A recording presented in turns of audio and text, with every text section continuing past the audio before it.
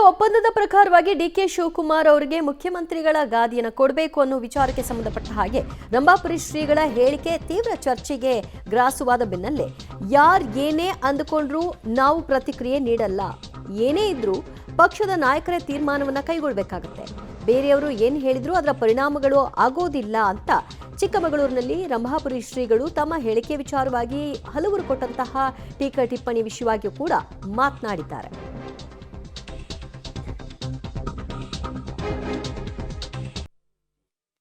ಸಂದರ್ಭದಲ್ಲಿ ಯಾರು ಏನೇ ಅಂದುಕೊಂಡಲಿ ನಾವು ಯಾವುದೇ ರೀತಿಯ ಪ್ರತಿಕ್ರಿಯೆ ಕೊಡೋದಿಲ್ಲ. ಅವರವರ ಪಕ್ಷದ ನಾಯಕರು ಕೈಗೊಳ್ಳುವಂಥ ತೀರ್ಮಾನ ಇದೆ, ಅದು ಆ ಪಕ್ಷದ ಎಲ್ಲ ಶಾಸಕರಿಗೆ ಮಂತ್ರಿಗಳಿಗೆ ಅನ್ವಯವಾಗ್ತಾ ಇದೆ ಹೊರತು ಬೇರೆ ಯಾರು ಏನೇ ಹೇಳಿದರೂ ಪರಿಣಾಮ ಆಗೋದಿಲ್ಲ. ಮತ್ತು ಧರ್ಮಪೀಠಗಳು ರಾಜಕೀಯ ವಿಷಯದಲ್ಲಿ ಯಾವುದೇ ವಿಚಾರಗಳನ್ನು ವ್ಯಕ್ತಪಡಿಸಲಿಕ್ಕೆ ನಾವು ಇಚ್ಛೆ ಪಡೋದಿಲ್ಲ, ಅದರ ಅವಶ್ಯಕತೆಯೂ ನಮಗಿಲ್ಲ.